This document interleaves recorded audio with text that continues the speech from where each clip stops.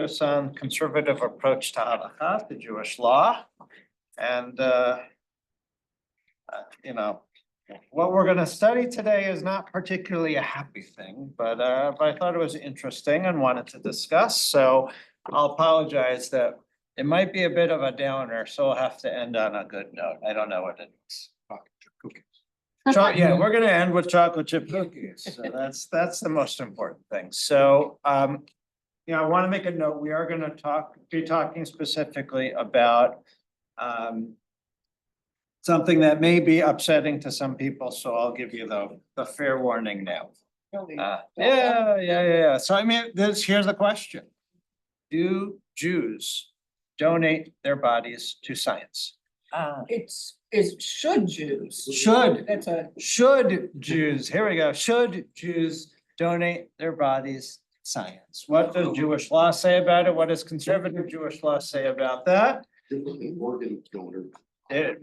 than what we're gonna ask. Why is it different than organ donation?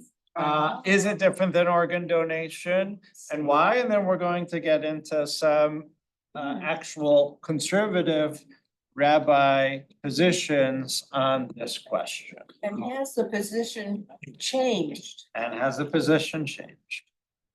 Yeah, so opening salvos, opening comments, thoughts, and if you wanna share not just what you think it is, what are the is there like a specific reason why? Is there a Jewish value? Is there a verse from a Torah that sticks out as to why yes or why no? So I see Sheila's here. If you got on mute though, if you want to talk. Hi, hello, first of all. Hello. This is just an interesting story. We went to Edgar Allan Poe's grave in the cemetery in Baltimore. We used to make an annual visit there. It was just sort of fun. And we got out this time and we were walking around and there were locks on some tombs that were above ground. And somebody was willing to give us a tour. And we asked him, why are there locks on the tombs? And he says, because next door is the coroner's office and the medical school. And bodies were being stolen at night for the medical students. So therefore they have locks on the doors. That's the second part of the Hippocratic Oath. Yes, okay. Yeah. All right, quoth the raven nevermore. All right, thank you, Sheila. Okay, yes, Gary and then Nelson. Yeah. We go back in history to the time of Leonardo da Vinci. Okay, had he not been stealing cadavers, we would not know at the early stages of life, as we know it today, of the anatomy of the body, the internal organs and so forth. Now, obviously it was against the church. I should say obviously, I'm not sure. But I'm assuming it's against the church. That's why he had to do it at night. And he got the key from would be the coroner. And he went in and surreptitiously made all these discoveries. Now, I don't have any specific examples of the need for organ donors, but I think if times change and there's an evolution in thinking too. But when a person without sight can be given sight, or a person without hearing can be given hearing because of organ donations. I think that it's time, if it hasn't come, it should be now, that we would take a look at an evolution of thinking. Definitely for organ donation. Yeah, we've thought in the past that it isn't just an option. We actually think it should be it's a mitzvah and basically a requirement to do organ donation, right? What's the compelling reason that Jews should do organ donation? And then I know Nelson, you've had your hand up for a while. To save a life, pikuach nefesh, right? So one of the things that we're going to talk about when we start to look at the sources is is donating your body to science saving a life? It's a question, right? And even if it's a question, is that enough? We haven't talked about like the pros and the cons and what Jewish values we're balancing, as we always do, right? But there are Jewish values to balance in donating the science versus not. All right, well, we got Nelson, we got Bill, we got Mike. Oh, you're good? All right, Nelson. And then Mike, and then maybe we'll get to some sources. Yeah. Well, a very common Jewish profession is medicine, Yes. and medicine works with donated bodies. And it just seems to me wrong that Jews should become doctors and not Jews shouldn't donate their bodies to science. I mean, I think if we don't donate our bodies to science, we should get out of the medicine field. We're frauds. Okay. Wow. Okay. Wow. Having said that, I have to also say, my doctorate is in philosophy, and lots of people donate their philosophies to philosophers. Thank you very much. Ah, wow. Okay. All right, Mike. Just wanted to contrast this with, we're not allowed to cremate our bodies because it serves no purpose, apparently. More than just that, there is, it's not just that it doesn't serve a purpose. Why don't Jews believe in cremation? What's the reason besides, I always hear it's because of the Holocaust? Is there another? Pre-Holocaust. There is? Pre-Holocaust. Phones have to be available to roll. Israel. Yeah, but then there is a halakhic reason why. That's what I'm thinking. Yeah, well, I mean, you can bury cremated remains, yeah. Because desecration of the body, right? And that's one of the things, there is a Jewish value.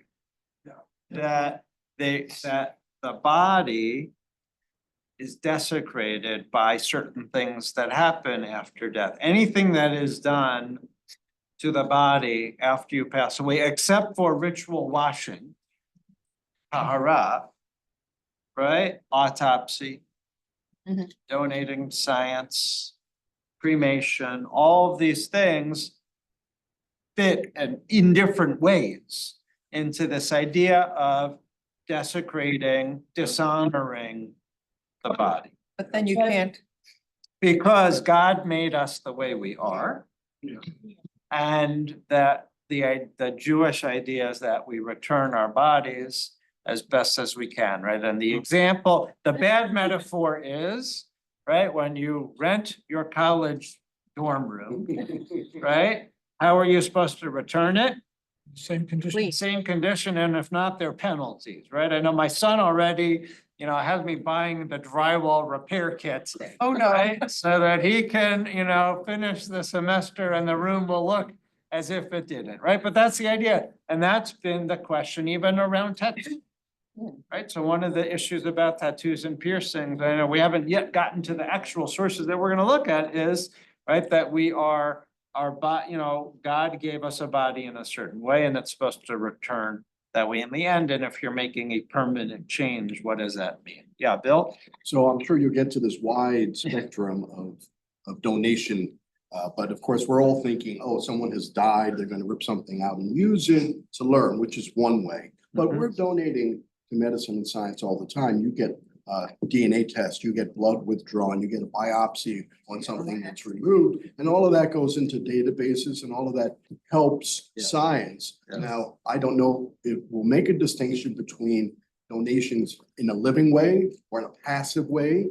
There's mental health, of course, so there's surveys being done all the time. You're giving of your mental state, your soul, some might think, and so that's a lot different than taking an arm off and seeing if you electrodes to it, it's gonna open and close. Right, here we're specifically talking about cadaver, deceased body being donated. But yes, But why? there are all these But why? distinctions. Why would that?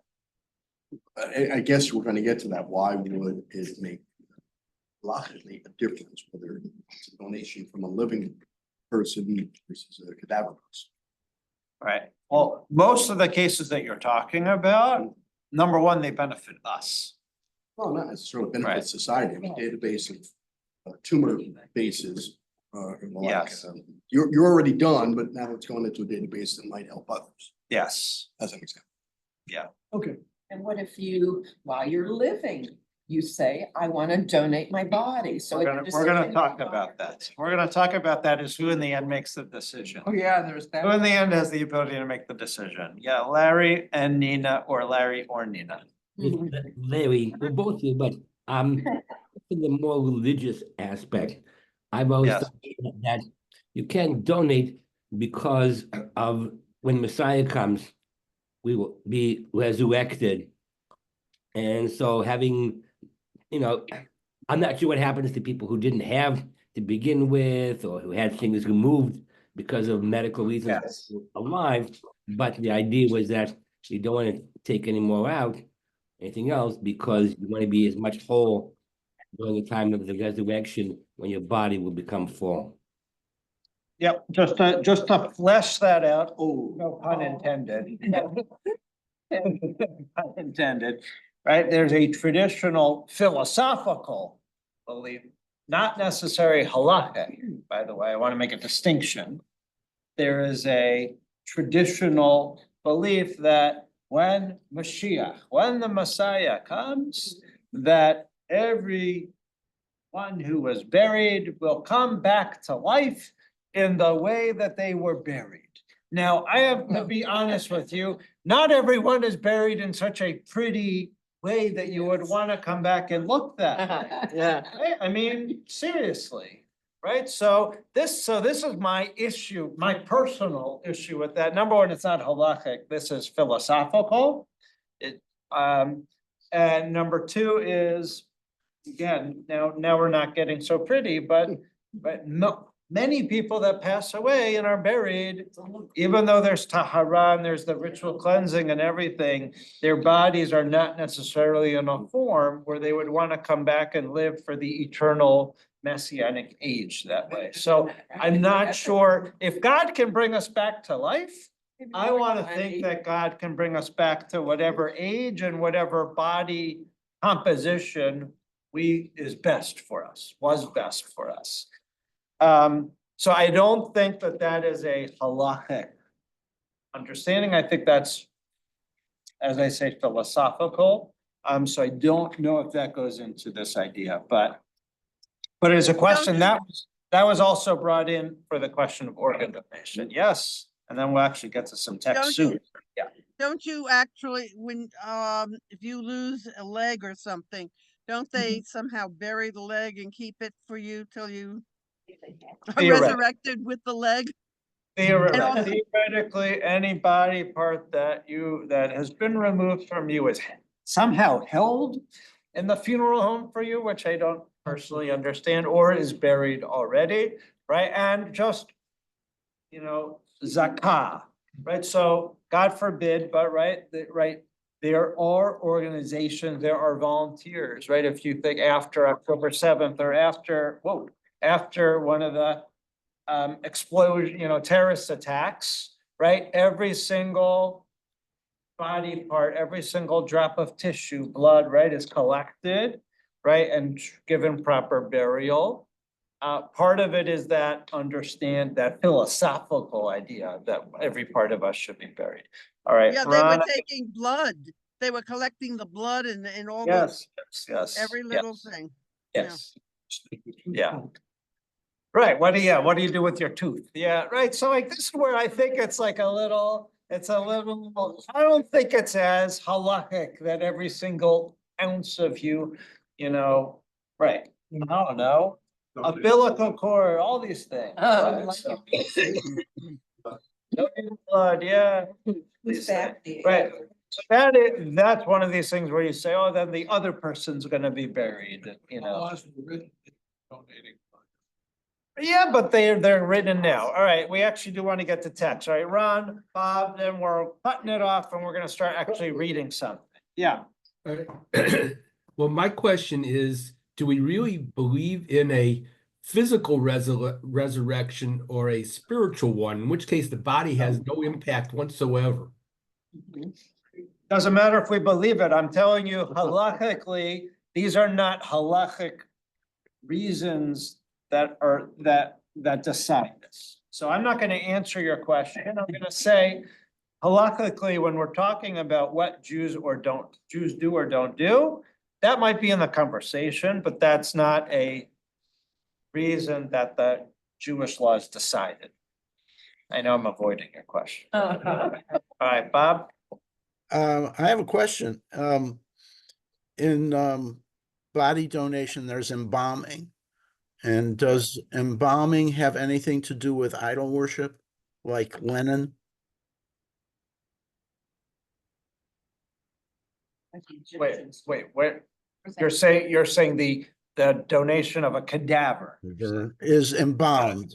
We're using a lot of donations here, yes. So body donated to science is embalmed. Is that And idol worship?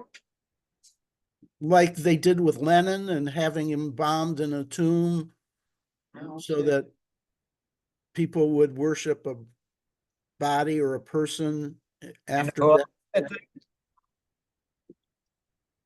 Joseph. Joseph and the Torah is embalmed.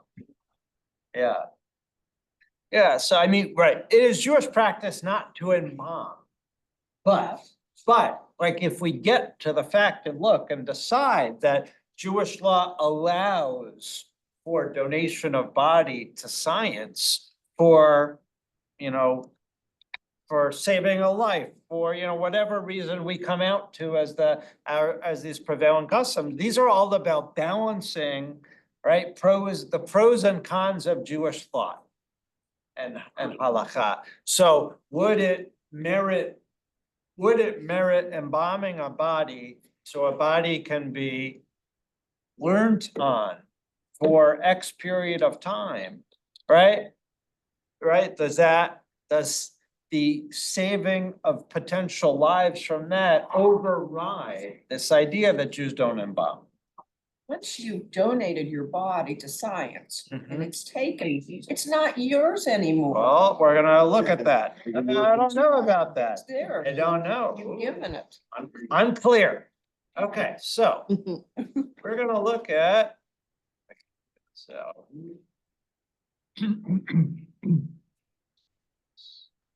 Hopefully we're on the right thing.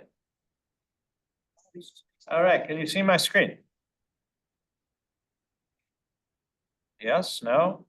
Bob says Bob yes. said yes. Bob said yes, okay, as long as Bob said yes, we don't care about anybody else.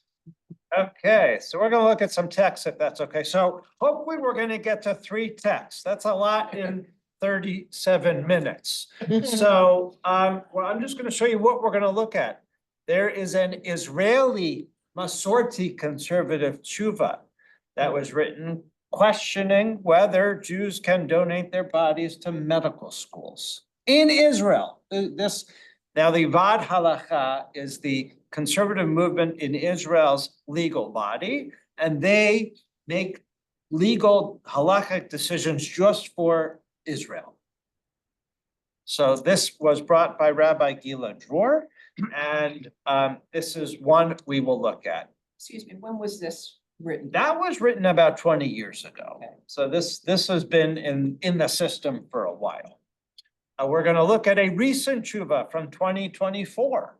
This is from the CJLS, the Committee on Jewish Law and Standards. These are the North American rabbis, and they also studied, can we donate one's body to medical education and research? You can see right here, it was voted just this summer. 15 voted yes, 3 voted no, right? Right, so the answer is gonna be yes with caveats. Is the answer. So you can see, right, that many people voted for the potential to do this. And if we get to it, there's also some sources we're gonna look at, which is this. Gotta make that bigger. Figure out how to make it bigger. Okay. So let's just look at a couple sources. Let me figure out how to make this bigger.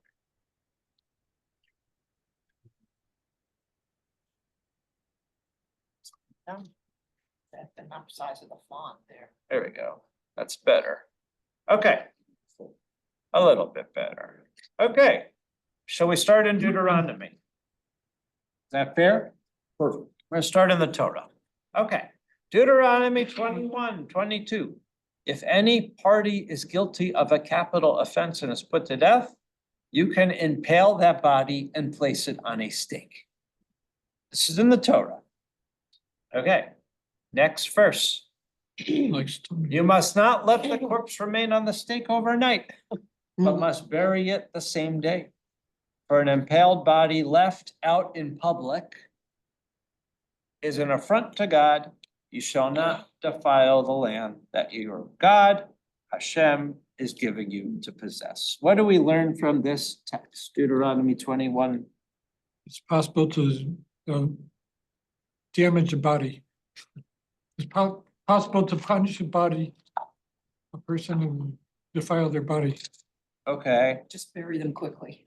bury them quick. Yeah, the main thing from this is bury them quickly, right? Don't leave them out, right? Even if there was this punishment of impaling them and, putting their body in public view, it was for a short period of time, right?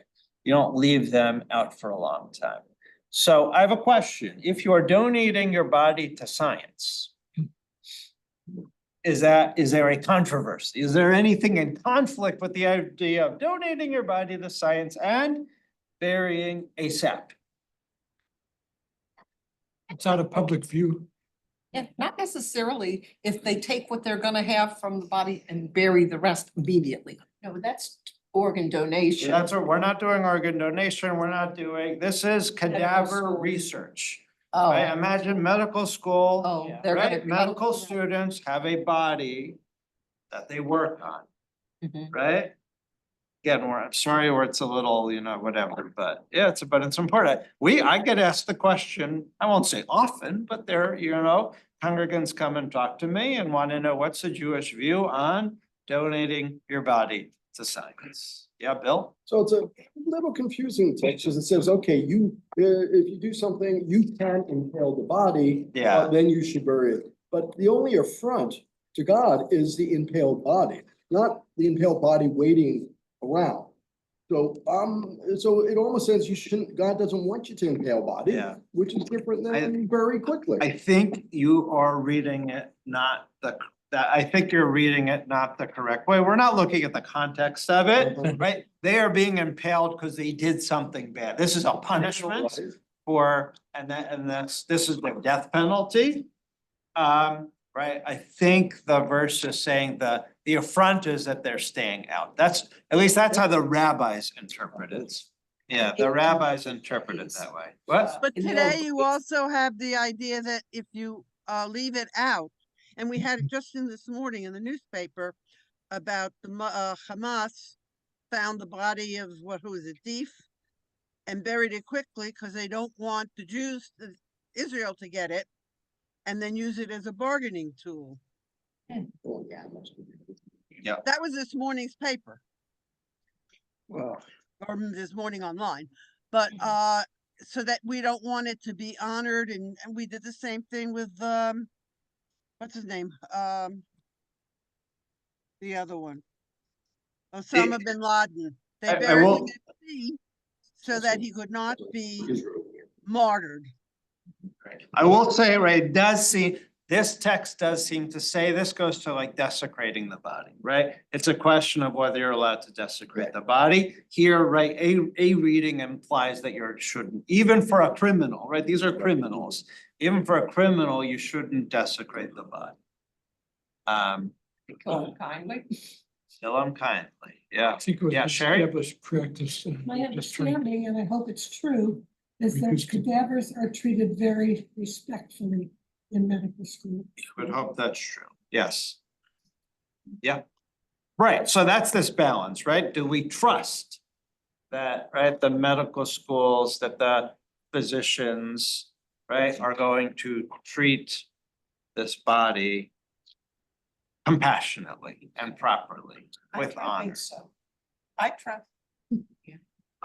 Okay. So let's read a little bit. Is that okay? Okay, so this is the older tshuva on it. donation of bodies to medical schools in Israel from Rabbi Gila Dror. So, well, there are a couple of differences. Number one, this is something they specifically deal with. The population of Jews in Israel is 7 million of the 9 million Israelis are Jewish. Where are you going to get non-Jewish bodies for medical students to work on? Right? I mean, it's a serious question. Like, do you import them? Do you only do the non-Jewish? Think about the percentage of people donating bodies to science, right? Like, whose bodies are medical students going to work on? That's why. Right? You can't just go to the morgue and claim an unclaimed body, right? Like, there are bodies that are unclaimed that don't, that the morgue has to figure out what the county morgue or city morgue has to figure out what they're doing with it, right? Those you would assume could be donated to science without any prevailing questions, right? In Israel, though, right, the assumption is they're Jewish. Right?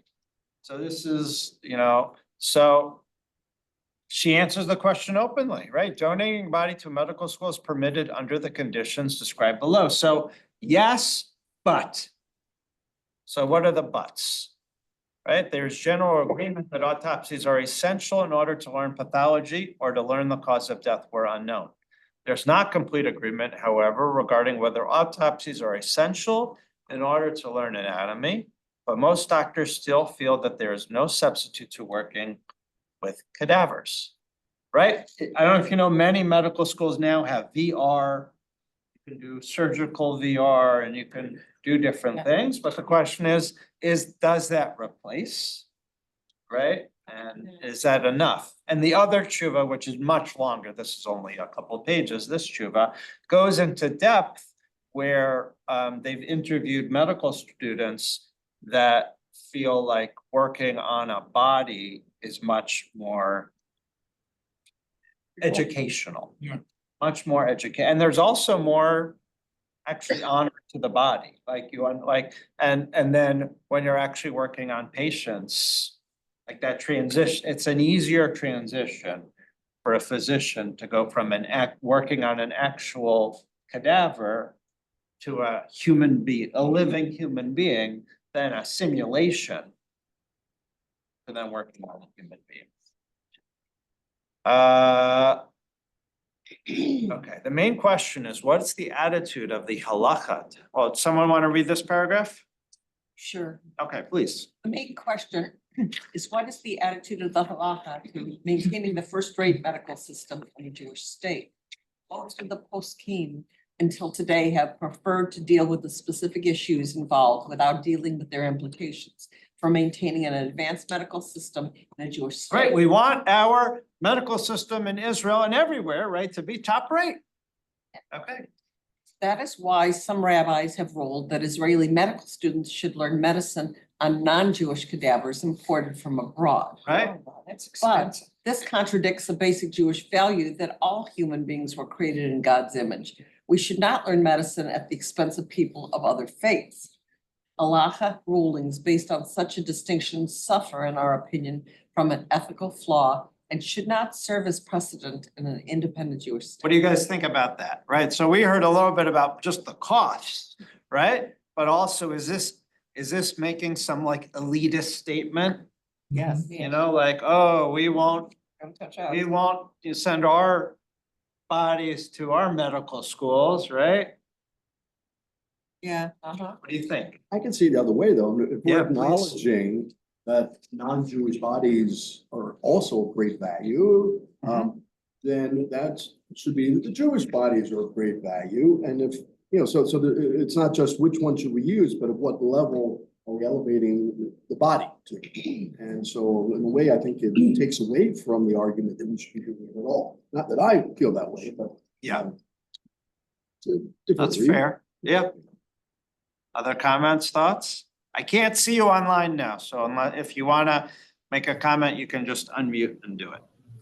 There's a theoretical question as to whether Jewish bodies are the same medically, physically, physiologically the same as non-Jewish bodies. Like maybe there's like I don't know, a little organ or something, not a big one, not an obvious one, that Jews have that non-Jews don't have, which explains lots of strange things about us. That's your yarmulke surgically attached. Yeah, that one I don't know. Are we being the Democrat?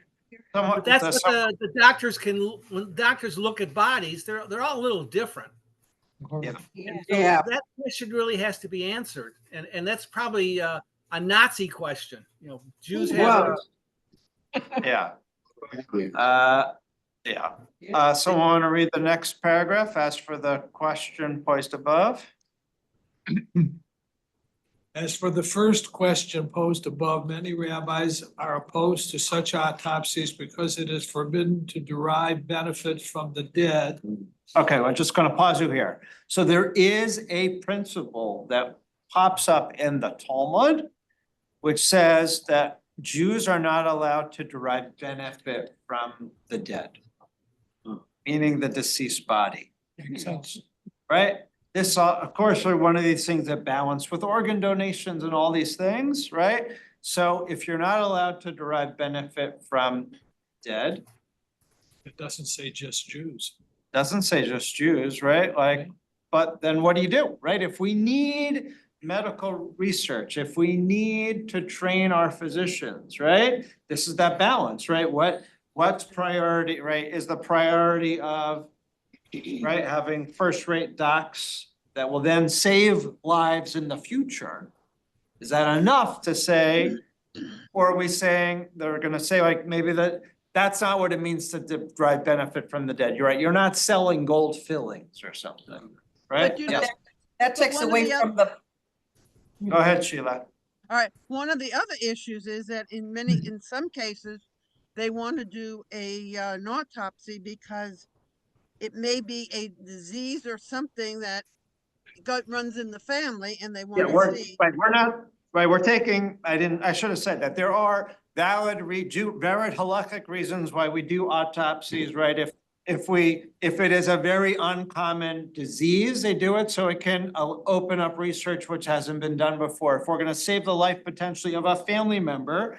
Also, hate to say, also in cases of crimes where we feel like it can save someone else's life who might be in jeopardy from a crime there, and we've had those cases unfortunately, or other reasons too, then autopsies are permitted. Yes, Elliot. Operation of funeral homes run by Jews and the marketing they do, et cetera. Is that not Okay. profit from the loss of a someone who Well, died? but there we would say that they're providing service to the community. Someone else online wanted to say Yeah, something? it's Jerry Ehrenberg. Yes, I think I'm the only one here probably who has worked on a cadaver. please. Yeah, in the old days, in medical schools, there was a cadaver for every 4 students, and they worked on it for a whole year. Yes. My grandson now goes to Lerner College of Medicine, and there is 1 cadaver for the class, and a proctor goes over the dissection and shows it to the class. They don't work on it themselves. There are others who go on to the electronic model, as you stated, but there's general consensus that it's not the real thing, that teaches you where things are. But if many of the bodies that are donated are actually used by surgeons in training to try to perfect the technique, that whatever it is that they're doing. And so many of the bodies are a one-time use. It's not like they're the cadaver for the whole year. It's just they practice on them in terms of improving their surgical techniques or inventing a new one, and then the body is taken care of.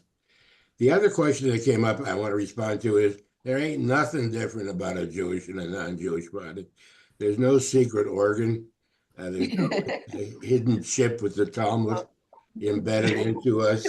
And even though we control the world, we don't know how we do it, because there's nothing about our body that's different than any others. So this is a great conversation, but keep in mind that there are multiple uses for the body. They're not just the kind of cadaver training for medical students. Thanks, Sherry. Thanks, Sherry. Do you want to keep reading, Gary? But other rabbis have maintained that examining a body and feeling the organs in order to learn anatomy or pathology are not considered that deriving benefit from the dead. Others are opposed because of the prohibition of delaying burial and because of the obligation to bury the dead. Deuteronomy. Yeah. However, Oh, I see. Yeah. However, the fact of the matter is that both the hospitals and the law require that all organs must be buried at the end of the period of donation. Only problem pertains to the blood of the deceased, which is removed by the medical school immediately after death and is usually not safe for burial.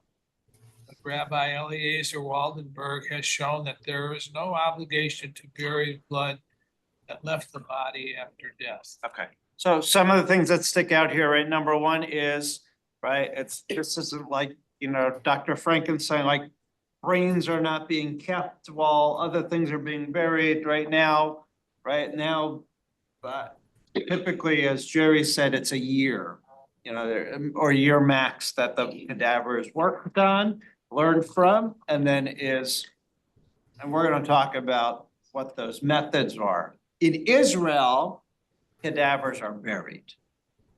In America, that's a different question. That's what, if we get to the other tshuva, the more recent one, there is a question of whether it's cremated or not. Rabbi, can I yeah. muddy the waters? Yeah. Yeah, there's another side issue here. What to Yes. do with the remains of a fetus that maybe would have been stillborn or was the products of a miscarriage, or some child who dies before their name, before a week old. That is even more complicated. That's another session. So I'm gonna pause. Well, maybe we'll do that. Yeah, that's a whole different set of learning. Just like, I don't wanna, very important to discuss, right? And where Judaism, where a fetus becomes a life. And then what to do in those cases. So I'll let you muddy it another day. Is that fair? So Rabbi, That's fair. Yes. so I have a question that goes back to the beginning of the conversation. Yes. Is there not such a thing as an evolution of thought within the rabbinical 100%. scholars? And that's exactly what is that's what's happening here, right? So, right, this idea, right, for up until recently, Jews were never allowed to donate their bodies to science.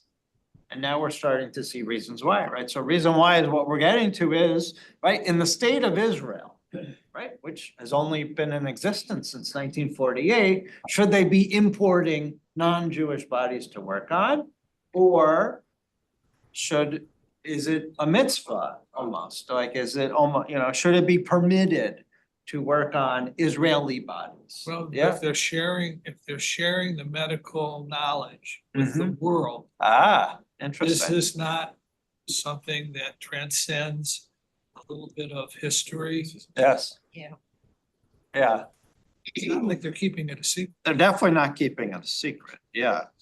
Yes, Elliot. Possible complications resulting from differences in local laws and state laws, transporting someone from one state to another, etc. So in which cases, some of these might be contradictory to halacha. No, Well, you always have, so there is a ruling which is Dina de Malchuta Dina. That Jews are required to follow the civil local law. We can't break it. So if local law requires something, then we do it even if it potentially is contrary to our Jewish law. So here's an example. If you've ever been to a funeral here that we have officiated at and gone to the burial at the graveside, the coffin is placed into a vault. Right? Which is a cement box.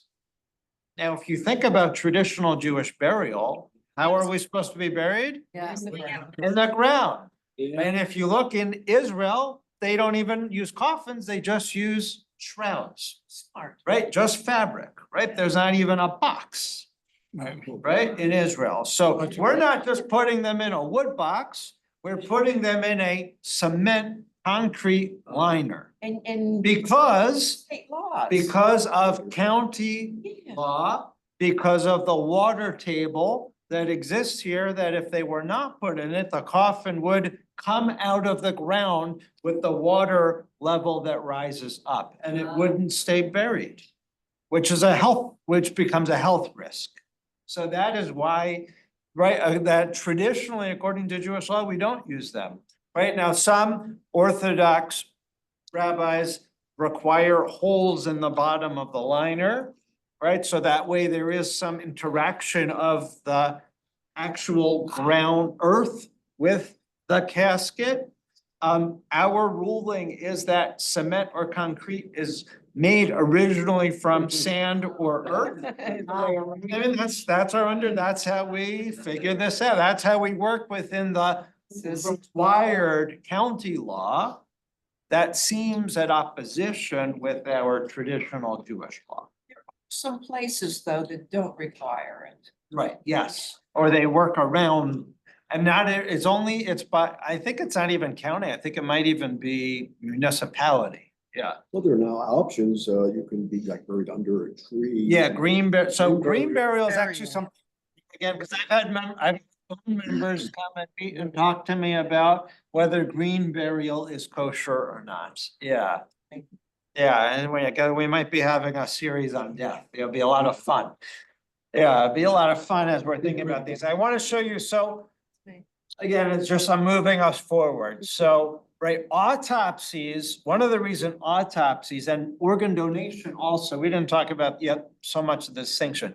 There, pikuach nefesh, saving a life, right, applies to a case when the sick person is in front of us, right? We donate organs and we allow this procedure that potentially is desecrating the body and removing an organ from a dead body before it's buried, because we are saving a life. And in those cases, we know that you are directly and immediately saving a life, right? We know the lines of people waiting for organ and tissue donations, right, are years. So we know literally the minute that someone dies and makes the decision, or their family makes the decision to donate an organ, that organ isn't sitting in a freezer. That organ is going straight, potentially flying across the country, right, to save a life. But when you donate your body to science, right, the sick person is not in front of you. You are not immediately saving a life, right? You are potentially saving a life. Right, but you're not immediately saving a life. And right, maybe the physician or the medical student that's working on you might save a life. Right? Right? Might save a life. It might be in the future. In the future, right? Like this is not happening tomorrow, right? So is this delaying of a burial, which is against the Torah? This potential desecration of a body. Potential not being buried fully, right? Like, how does that weigh versus our traditional ideas? So that's this question that comes up, right? So her answer is, even if one can argue whether all patients are right, any patient that medical student that learns from in the end, right, is in front of them, right? Like, if I donate my body to science and a medical student, right, that medical student is going to be helping people, saving lives and doing these things. So like it's inevitable, right? Right? The question is, does it, right? Her answer for Israel is all the patients in the state of Israel are a responsibility. And we take that into account as we say saving a life is for the entire community and not just one individual. So I'm gonna shift us to, the question is, okay, if we say it's okay to donate to science, how do you observe it? Is there a funeral? Do you do a funeral a year later? Are they, right? When does Shiva start, right? Like, we unfortunately, with the occurrences since October 7th, we've sort of seen that in motion. Right? So even just this week with Omer Nutra, the Israeli-American hostage, right? The 23-year-old that grew up in a conservative synagogue in Long Island, was his USY president, went to the Schechter Day School, worked at Camp Ramah, right? Who did a gap year, then decided to enlist in the IDF, right? And now we found out 423 days later that he was killed on October 7th and his body was dragged to Gaza and was held there. And I'll just make I'm like, they're like, whatever you want to say. I mean, it's horrible, it's word, but right, Hamas knew that he was dead. Right, and whoever else knew that he was dead, and for 423 days, his family hoped and prayed and right. So they had a memorial service and they're sitting Shiva now. So they don't have a body.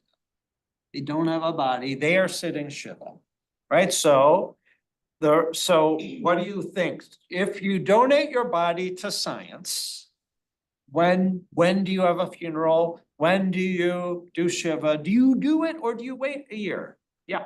I think that funerals and Shiva are for the living, not for the dead. And so if you know that your person has died, even though they're not buried yet, I personally think that you should go ahead with everything. I think you have to do what feels right for you.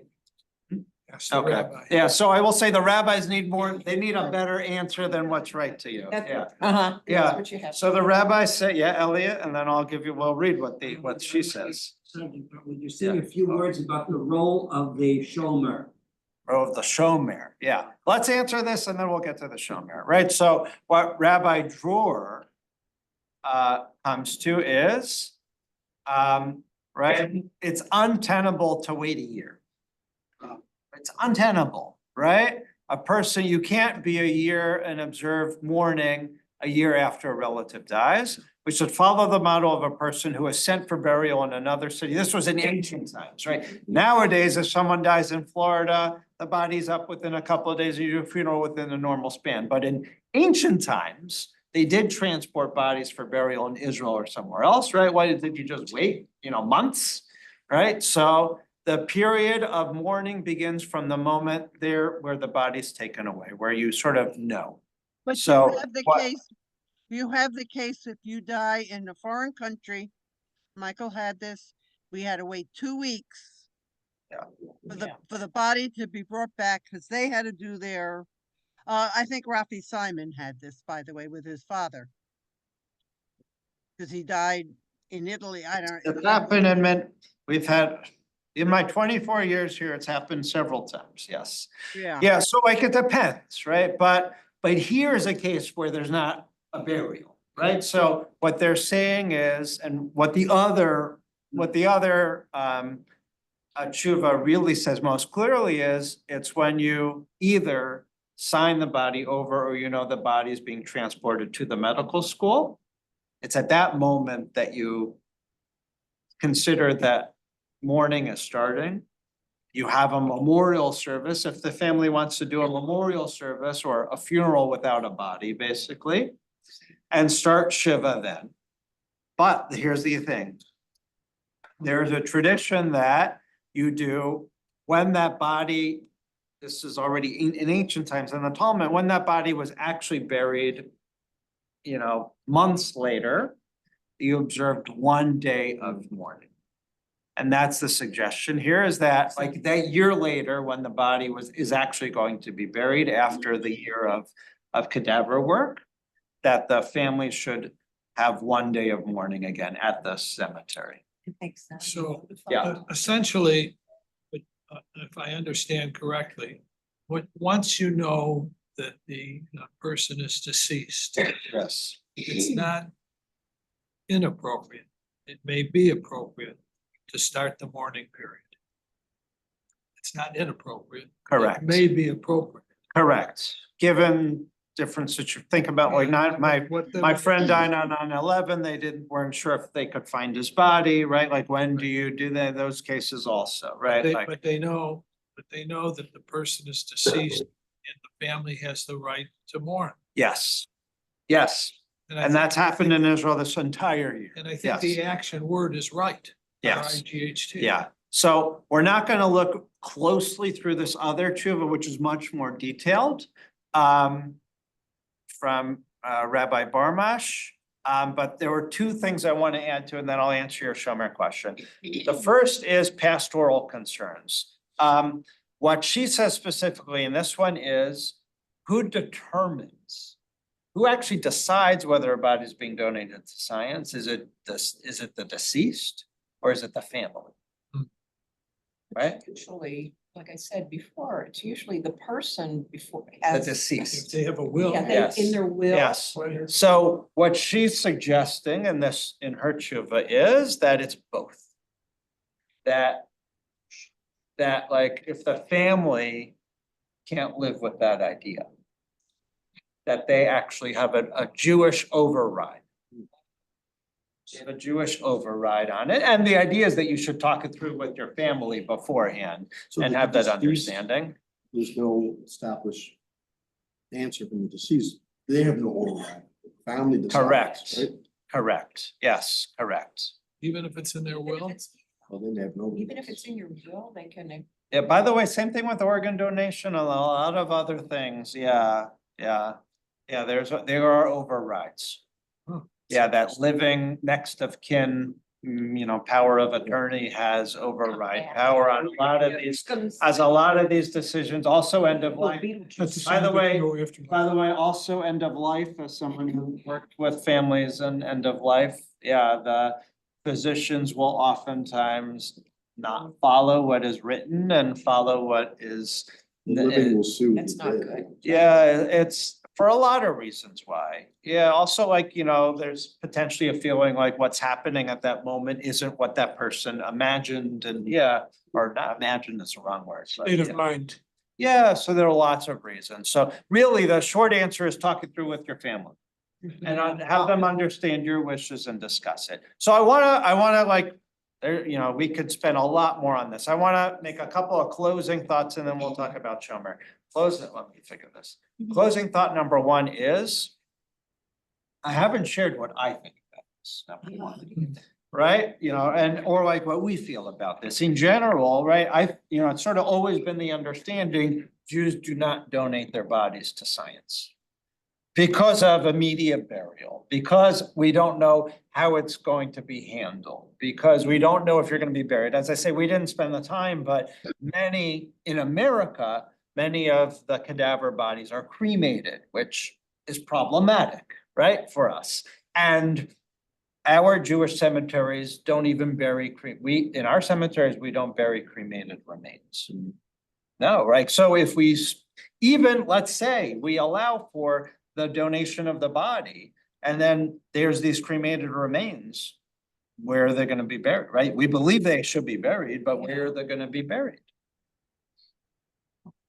Right, so like, there's a lot of questions, so I present this as a thought experiment, I don't present this as, I believe that B'nai Yeshurun's, constituency should be donating their bodies to science. But I thought it was interesting and fascinating and something interesting to think about as we balance technology, as we balance needs for medicine and the advancement of medicine, right? What Rabbi Barmash says is that there is not I haven't confirmed this, Jerry, you might know better, there is not a need for like there are enough bodies. There are enough bodies in the system to work on, right? But what doctors need are people who've been deceased from natural cause, right? So there are enough within morgues or just people who do donate their bodies to science that there's not a prevailing need for Jews to do it in America. So I still personally feel like, that balance, is it desecrating the body? Are we is it gonna be a hardship on the family? Is it going to be a delayed burial that we don't even know if they're even gonna be buried in the end? All of these things, I still feel like that's a stronger thing, even though I agree with the methodology of Rabbi Barmesh and Rabbi Dror. That I think halachically, I understand the permission. I understand the idea that Jews can donate their bodies to science. I don't agree personally that it should be the normative practice of Jews to do this. Yeah. A shomer, just to answer this, and then we'll open it up for questions or comments. A shomer is once we die, there are certain things traditionally that number one, we believe the soul is still in the body. And this is what we didn't talk about this. Now we get to philosophically and not legal. We actually believe the soul remains in the body until burial. We didn't talk about this whole part of it either, right? So we believe that there should be a shomer, there should be someone with the body, guard, with the body, alongside the body from the moment of death until burial. For two reasons. That's part of the Chevra Kadisha, but that's not the washing or the preparing or the putting on the shrouds or all different things. This is just to have a person there. You typically reciting Psalms, Tehillim. So for two reasons. Reason number one is it shows honor and respect. Reason number two is that, again, the soul is there. We actually believe that there is something still living in the body, the soul, and that soul shouldn't be alone. Yeah, potentially, it was potential, maybe that was a practical thing too, I don't know, right? What So. did he say? What did Gary say? Maybe, and it prevented someone from stealing the body. We're tampering with the body, right? So maybe it was a practical thing. So like, the question is, where does all that jive also with the idea for donating the body to, right? The body is going to be alone, right? Right, and is the soul again, this is a philosophical thing, not a legal thing, right? So, for all those reasons, I agree with the halachic reasoning. I agree with the logic. But I'm still hesitant to suggest that this should be a normal practice that we follow. But I believe in science and the furtherment of science. So like this is that balance. Do you think as times change, things may change about body donations, about cremation and green burials and all that? Do you think the halacha is going to modernize? Well, I mean, it just did like this. These are two accepted positions within the conservative movement. Just loosely. Yeah, so green, there is a long tshuva on alternative burial methods, which maybe we'll take on. That's going to be more than one session. So we're talking about it. Cremation is, I think, a little more, I don't know if the word is difficult, it's controversial, difficult, largely besides the halachic side, there's an idea that like our enemies have done this to us, right? And same thing, I hate to say, but like when I went to the Gaza envelope, following my trip following October 7th, there were families that were burnt alive, right? Like so, and the only way they were identified was through dental records. And so like cremation sort of literally gets you in your kish, like there's something, there's a question of cost factors. Where does it fit in environmental? There's all these questions about cremation. Yeah. So I don't know yet. I have to look if there's a recent tshuva on cremation. There's the only ones I know of so far are no. Yeah, I haven't seen a yes yet, but I have to look. Yeah. Is the reform position different? So number one, reform doesn't have like a clear tshuva system like this. I like that. Yeah, I think for reform, their approach to halakha and Jewish legal concepts are I'm not an expert in it. Uh-huh. I'm pretty sure that the Reform Cemetery here does allow burial of cremation remains. But I don't quote me on that, but I think that's the only Jewish cemetery in Cleveland that I have one does. more comment. Thank you for having all these things up on the screen instead of wasting paper. Oh, Giving sure. everybody copies. Welcome. That's true. Yeah, Rabbi, so if somebody dies in a fire, yes, so then what happens to the remains? Can they be buried in the ground? yes. Yeah, so accidental and all, yeah, So not that- So there's an intentional. exception. Yeah. Yes, that's considered, we consider that as much of the bodies, but that's what we were saying is there are these volunteers in Israel and other places who collect tissue samples and stuff, Yeah. yeah, as much as can be collected is then buried, yeah. Okay. So. Yeah. In conclusion, if I Yeah. may, just not to cut you short, but Yeah, to get a conclusion. yes, So when you're discussing this with the family, yes. is it appropriate for you to feel them out or do you direct? I feel them out and then I do direct them, so yes and yes, yes and yes, Well, yeah, and I'm glad I haven't had to. yeah, have the yes and experience, yes, yeah. Rabbi. There I just- are, there are Jewish medical directives, both from the conservative movement and also from the Orthodox movement. And that's on the Rabbinical Assembly site. So those talk about organ donation, they talk about other things. I looked, I thought it had a line about donation of body science, but when I looked this morning, I couldn't find it. Yeah, it wasn't in the packet that I saw. But yeah, if you're working on a will, if you're working on a medical directive plan, there are Jewish medical directives that can be signed and notarized, and there's specifically one from the conservative movement. Yeah. Yeah. I was not surprised, but I didn't, with the Israeli, Yeah. the opening sentences or two, I took a little exception to, because they framed it like to have the most excellent medical schools, we need to do A, B, and C. Well, there are probably 30 other things that can improve the outcomes at medical school. And that this isn't necessarily at the top of the list, Yeah. sanitation, equipment, whatever it Yeah. might be. And so I was surprised they used that as the initial argument. Yeah. Not to say it wouldn't improve it. Yeah. But if the goal was really to massively improve it, so that I took exception Yeah. to. And I know Jerry has the medical background. I have more of a science background. Most of the examples you're showing, in my opinion, are training examples, not Yes. necessarily science, deeper science examples. And so in a way, to your point, we have, they train, there's a body and they can do something with it. But in this broader sense of science, we're collecting massive data across a wide range of bodies. I actually think there's greater health potential, but it's further removed. And so I think it becomes an even harder argument because you're further from the Yes. patient, the life in front of you. And Yeah. yet it could have a greater impact. Yes.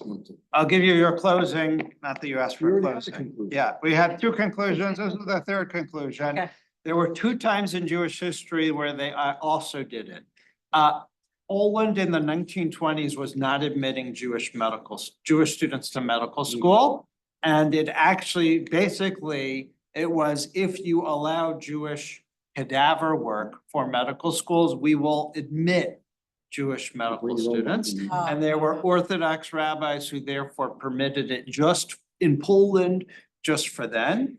And also at the establishment of this modern state of Israel, the chief rabbi of Israel, Herzog, Uzi's grandfather, issued this statement in 1949. The plenary of the chief rabbin of Israel do not object to the use of bodies of persons who give their consent in writing of their own free will during their lifetime for anatomical dissections as required for medical students, provided their dissection is carefully preserved to be eventually buried according to Jewish law. Well, that's a good conclusion. That's our conclusion. All right, thank you for learning with me. Wait.